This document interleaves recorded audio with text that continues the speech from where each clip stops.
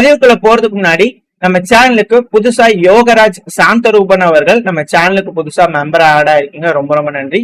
அது கூடவே கலியராஜ் அவர்கள், கண்ணன் பாண்டி அவர்கள், முத்து அவர்கள், ராஜராஜா அவர்கள், ரங்கராஜ் ரங்கசாமி அவர்கள் தொடர்ந்து நம்ம சேனல்ல வந்து பாத்தீங்கன்னா மெம்பரா இருக்கிறதுக்கு ரொம்ப ரொம்ப நன்றி.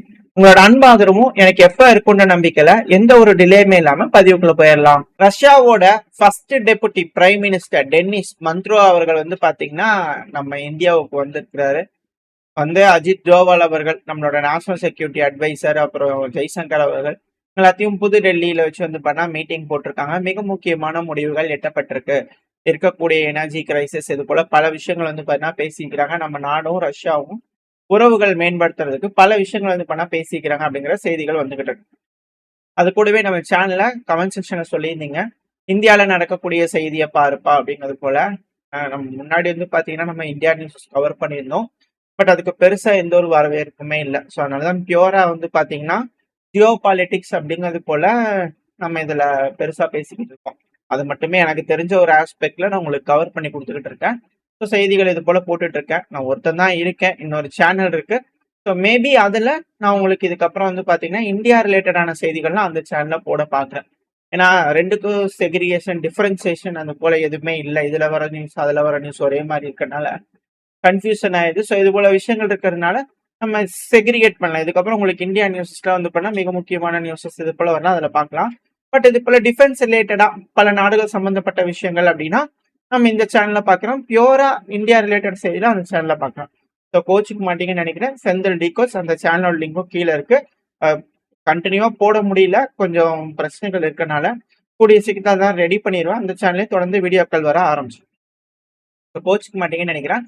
ஸோ இப்போ நம்ம செய்திகளுக்குள்ள போக ஆரம்பிக்கலாம். Large scale anti Israel protest வந்து பாத்தீங்கன்னா சிரியாவோட தெற்கு பகுதி தாரா ரீஜன்ல வந்து பாத்தீங்கன்னா அதிகரிக்க ஆரம்பிச்சு. அதுக்கான காரணங்கள் பாலஸ்தீனோட மக்களை பிடிச்சி வச்சுக்கிறவங்களை எக்ஸிக்யூட் பண்ணி சட்டம் கொண்டு வந்தது ஒன்னா இருந்தாலும், இஸ்ரேலோட டேங்குகள் வந்து பாத்தீங்கன்னா இந்த குவெந்த்ரா பகுதி புறநகரங்கள்ல வந்து பாத்தீங்கன்னா சிரியா தெற்கு சிரியாவோட அந்த பகுதியோட புறநகரங்கள்லாம் வந்து பாத்தீங்கன்னா இஸ்ரேலோட டேங்குகள் தாக்குதல் பண்ண ஆரம்பிச்சிருக்கு. இதுல சிரியாவோட ஒரு சிவிலியன் இறந்துட்டாரு அப்படிங்கிற செய்திகள். ஸோ இதனால அங்க இருக்கக்கூடிய நபர்கள்லாம் வந்து பண்ணா கொந்தளிக்க ஆரம்பிச்சிருக்கிறாங்க. ஸோ இப்ப சிரியாவும் வந்து பாத்தீங்கன்னா போருக்குள்ள என்ட்ராயிருவாங்களா அப்படிங்கிற அச்சங்கள் வர ஆரம்பிச்சு. இது இங்க இருக்கக்கூடிய விஷயம், மிக முக்கியமான ஒரு விஷயம். ஈரானுக்கு ஆதரவா சிரியா களமிறங்குவாங்களா அப்படின்ற கேள்விகள். ஏன்னா துருக்கி ஒரு சைட்ல விட்டு எரியலாமா கத்தி அப்படிங்கிறது போல ட்ரை பண்ணணும்னா சிரியாவை வச்சு டெஸ்ட் பண்றதுக்கு அதிக வாய்ப்புகள் இருக்கு. இதே இன்னொரு சைட்ல வந்து பாத்தீங்கன்னா துருக்கியா இருக்கட்டும், பாகிஸ்தானா இருக்கட்டும், சவுதியா இருக்கட்டும், ஸோ இவங்கெல்லாம் வந்து பாத்தீங்கன்னா பாகிஸ்தான்ல வச்சு மத்தியஸ்தம் பண்ணலாம் அப்படின்னு ட்ரை பண்ணாங்க. ஈரான் தரப்பு சாரி பேச்சுவார்த்தை வேண்டாம், பாகிஸ்தான் மத்தியஸ்தம் பண்றதுல ஒத்து வராது, ஏன்னா அமெரிக்காவோட கோரிக்கையில ஏத்துக்கிற மாதிரி இல்லை, ஸோ அதனால வேண்டாம் விட்டுருங்க அப்படிங்கிறது போல ஈரான் அதை நிராகரிச்சுட்டாங்க. ஸோ அதனால யுஏஇ வந்து யுஏஇ இல்ல கத்தார். ஸோ அதனால கத்தார் வந்து பாத்தீங்க அப்படின்னா இந்த பேச்சுவார்த்தை வந்து அடுத்த கட்டத்துக்கு நாங்க எடுத்துட்டு போலாமா அப்படிங்கறது போல யோசிச்சுட்டு இருக்கிறதா தரப்புல இருந்து செய்திகள் வருது. அவங்க என்ன மாதிரியான விஷயங்கள் எடுக்க போறாங்கிறது பார்க்கலாம். ஏன்னா அவங்க என்ன அமெரிக்கா நீ சொல்ற 15 பாயிண்ட் தப்பு எல்லாம் கழிச்சுட்டு இந்த மாதிரி கூட நான் பேசி பாக்குறேன் ஈரான் கிட்ட அப்படிங்கள வருவாங்க அப்படின்னு கேள்விகள் இருக்கு. அமெரிக்காவுக்கு வேற வழி இல்லை. ஏன்னா அமெரிக்காவுக்கு நாளுக்கு நாள் வந்து பாத்தீங்கன்னா அப்படியே அப்படியே சில்லா வந்து பண்ண உடஞ்சு கீழே விழுந்துகிட்டு இருக்கு.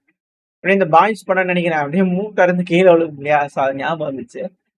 ஸோ இது போல வந்து பாத்தீங்கன்னா விஷயங்கள் அங்க நடக்குமா அப்படின்ற கேள்விகள். ஏன் அப்படின்னா அமெரிக்காவோட ஒரு விமானம் சுட்டு வீழ்த்தப்பட்டிருக்கு அப்படிங்கிற செய்தி அதை ஆல்ரெடி பார்த்ததுதான்.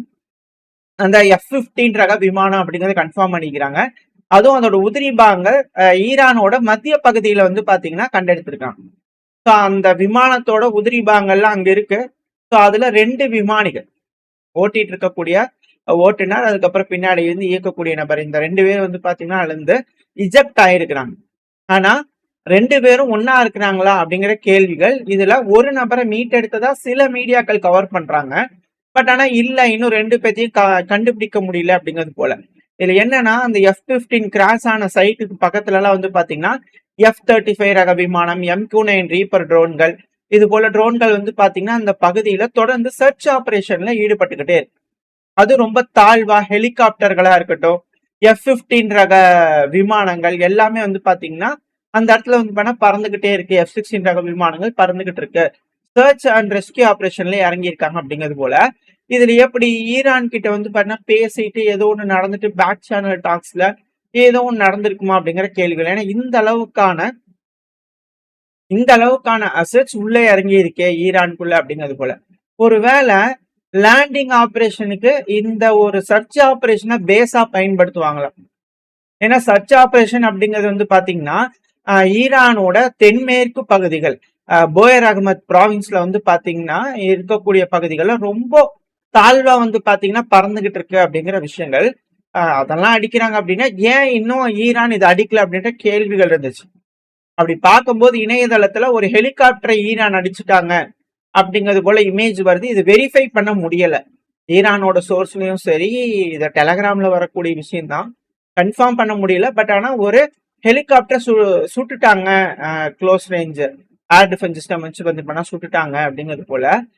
இது எந்த அளவுக்கு நம்பகத்தன்மையான செய்தின்னு தெரியல. பட் ஆனா இது போல ரொம்ப தாழ்வா வந்து பாத்தீங்கன்னா ஹெலிகாப்டர்ஸா இருக்கட்டும், விமானங்களா இருக்கட்டும், அமெரிக்காவது ஈரானுக்குள்ள ஆப்ரேட் பண்ணிட்டு இருக்கு.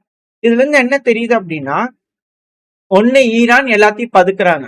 இது போல சர்ச் ஆபரேஷன் சொல்லி இது போல உள்ள வந்து எந்தெந்த பகுதிகளில் என்னென்ன இருக்கு இந்த சீட் ஆபரேஷன் பண்றதுக்காக இது ஒரு முன்மாதிரியா வந்து பாத்தீங்கன்னா பயன்படுத்திக்கலாமா, இல்ல எந்தெந்த பகுதிகளில் டிப்ளாய் பண்ணலாம், வீரர்களை எப்படி கொண்டு வரலாம் அப்படின்னு யோசிக்கிறாங்களா அப்படின்ற கேள்விகள். ஏன்னா இதே நேரத்துல டியோ கார்ஷியால வந்து பாத்தீங்கன்னா அசால்ட் ஆம்பிபிஎஸ் டீம் இருப்பாங்க இல்லையா, அவங்க பயிற்சி பண்ணிக்கிட்டு இருக்காங்க. ஈரான்ல எப்படி நம்ம ஆம்பிபிஎஸ் லேண்டிங் பண்ணலாம் அப்படிங்கிறது போல சிமுலேஷன் பண்ணி பார்த்துக்கிட்டு இருக்காங்க. அதுக்கான இமேஜஸ் வருது, வீடியோஸ் வருது.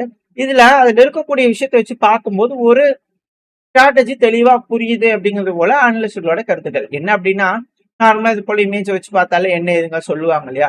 ஸோ அது போல என்ன சொல்றாங்கன்னா, பிரதானமான கருத்துக்கள் இனிஷியலா இந்த அசால்ட் ஷிப்பா இருக்கட்டும், இந்த ஆம்பிபிஎஸ் ஷிப்பா இருக்கட்டும், எல்லாமே பிரத்யேகமா ஒரு கோஸ்டல் லேண்டுக்கு போய் அங்க இறக்கி விடுறதுக்கு ஏத்தபடி செய்யக்கூடிய ஒரு வகையில ரெடி பண்ணக்கூடிய ஒரு ஷிப் தான். இருந்தாலும் இது போல ஒரு ஷிப் அங்க போகுதுன்னா ஈரானோட காமிகாசி ட்ரோன்கள், மிசைல்கள் ட்ரோன்கள் வேட்டையாயிடும், அதிக அளவுல உயிர் சேதங்கள் இருக்கும். ஸோ அதனால ஈரானோட ட்ரோனு, காமிகாசி ட்ரோனோட ரேஞ்சுக்கு முன்னாடியே வீரர்களை இறக்கி விட்டுறலாம். ஸோ வீரர்கள் நீந்தியே வந்து பாத்தீங்கன்னா ஈரானோட கரையோரங்களுக்கு போகணும். அதுவே ரொம்ப டென்ஷனா, ரொம்ப டயர்ட் ஆயிடுவாங்க. ஸோ அதுக்கப்புறம் எப்படி அப்படிங்கிற கேள்வி. ஸோ இவங்களாம் நேவி சீல்ஸ் ரொம்ப ட்ரைனிங் எடுத்திருப்பாங்களா இருக்கும், சூப்பர் ஹியூமன்ஸா இருப்பாங்களா இருக்கும். சரி, ஓகே, மேட்டருக்கு வரும். ஸோ அது போல போகக்கூடிய நபர்கள் அங்க போய் ஒரு இடத்துல கவர் எடுத்து அந்த இடத்துல எல்லாம் ரெடி பண்ணிக்கிட்டாங்கன்னா, அந்த இடம் ஃபுல்லா ரெடி ஆயிடுச்சுன்னா ஒரு சேஃப் காரிடோரை உருவாக்கி அதுக்கப்புறமா அடுத்தடுத்த கப்பல்களை வர வச்சு அந்த இடத்துல வந்து பாத்தீங்கன்னா ஒரு போஸ்ட் அமைச்சிடலாமா அப்படிங்கிற ஒரு யோசனையில அமெரிக்கா இருக்கிறதா செய்திகள் வருது. இவங்க ட்ரைனிங் எடுக்கிறத வச்சு பார்க்கும்போது தெரியுது. இப்ப போகக்கூடிய வீரர்கள் சேஃபா இருக்கணும் இல்லையா, அவங்களுக்கு தான் A-10 ரக விமானங்கள் வச்சிருக்காங்க. ஏன்னா நம்ம ஆல்ரெடி சேனல்ல சொல்லியிருப்போம், க்ளோஸ் சப்போர்ட் வந்து பாத்தீங்கன்னா ஃபயர் சப்போர்ட் அந்த விமானங்கள் கொடுக்கறதுக்காக பிரத்யேகமா உருவாக்கக்கூடிய விமானம் தான் அப்படிங்கிறது போல. ஸோ A-10 ரக விமானம் அதிகமா இங்க இருக்கிறதுனால மிடில் ஈஸ்ட்ல மேபி அவங்க ஏர் சப்போர்ட் கொடுப்பாங்களா அப்படின்னு கேள்வி. இப்படி இருக்கும் சமயத்துல தான் ஈரான் அங்க இருக்கக்கூடிய விமானங்களை ஒன்னொன்னா சுட்டுட்டு இருக்காங்க. இப்ப இந்த F-15 ரக விமானத்தை சுட்டு வீழ்த்திருக்காங்க. அதுவே இன்னும் கண்டுபிடிக்க முடியல, ப்ராப்பரா கண்டுபிடிச்சாங்க அப்படிங்கிற தகவல் வரல. இந்த பதிவு ரெக்கார்ட் பண்ற வரைக்கும் 2 பேர் மேபி ஒருத்தரை பிடிச்சிருக்கலாமா, கண்டுபிடிச்சிருக்கலாமா இருக்கலாம். பட் ஆனா இன்னொரு நபர் காணல, அவரை பத்தின விவரங்கள் எதுவுமே கிடைக்கல அப்படிங்கிற விஷயங்கள் வந்துகிட்டு இருக்கு. இதுல ஈரான் தரப்பு பண்ண அந்த இஜெக்ட் பண்ணக்கூடிய அந்த சீட் இருக்கும் இல்லையா, சோ அந்த சீட்டை வந்து பண்ண பாத்துட்டாங்க அப்படிங்கிறது போல இமேஜஸ் எல்லாம் வந்துகிட்டு இருக்கு. ஸோ அது நியர்பைல தான் இருக்கணும், இல்ல அது ரிலேட்டடான பகுதிகளில் தான் அந்த ஒரு விமானி அந்த இஜெக்ஷன் சீட்ல இஜெக்ட் ஆகக்கூடிய நபர்கள் இருக்கலாம். இல்ல என்னாச்சு ஏதாச்சு அப்படிங்கிற விஷயங்கள் தெரியல, மேபி பதுங்கி இருக்கிறதுக்கு வாய்ப்புகள் இருக்கு. ஸோ ஈரான் அவங்கள பிடிச்சிட்டாங்கன்னா அமெரிக்காவுக்கு பின்னடைவு, அமெரிக்கா அவங்கள பிடிச்சிட்டாங்கன்னா ஈரானுக்கு இது ஒரு சிக்கல். ஏன்னா அவங்க நாட்டுக்குள்ளேயே போய் தாக்கப்பட்டு கீழே வீழ்ந்திருக்கக்கூடிய விமானிய அமெரிக்கா மீட் எடுத்துட்டாங்க அப்படிங்கிறது போல அந்த ஒரு ரைஸ் அவங்களோட மதிப்பை கூட்டுதற்கான வேலைகள் வந்து பாத்தீங்கன்னா இந்த இடத்துல நடக்குது அப்படின்ற கேள்விகள். ஆனா இந்த டைம்ல இன்னொரு F-16 ரக விமானம் வந்து பண்ணா டிஸ்ட்ரஸ் சிக்னல்ல சவுதி அரேபியா ஈராக் பார்டர்ல கொடுத்துருக்கு. நான் அந்த பிராந்தியத்துல தான் அதிகமா பறந்துட்டு இருக்கு விமானங்கள். அங்க வந்து பாத்தீங்கன்னா டிஸ்ட்ரஸ் சிக்னல்னா எமர்ஜென்சி லேண்டிங்காக. அதுக்கப்புறம் வந்து பாத்தீங்கன்னா அது டிசேபிள் ஆயிடுச்சு. ஐடென்டிபிகேஷன் பீக்கன் வந்து பாத்தீங்கன்னா டிசேபிளும் பண்ணிட்டாங்க. இதெல்லாம் வந்து பாத்தீங்கன்னா பார்க்கும்போது அதிகப்படியான விமானங்கள் தாக்குதலுக்கு உட்படுது. ஆன்டி ஏர் டிஃபென்ஸ் சிஸ்டம் வந்து பாத்தீங்கன்னா ஈரான்ல அதிகப்படியா செயல்பட்டுக்கிட்டு இருக்கு அப்படிங்கிறது போல செய்திகள் வந்துகிட்டு இருக்கு.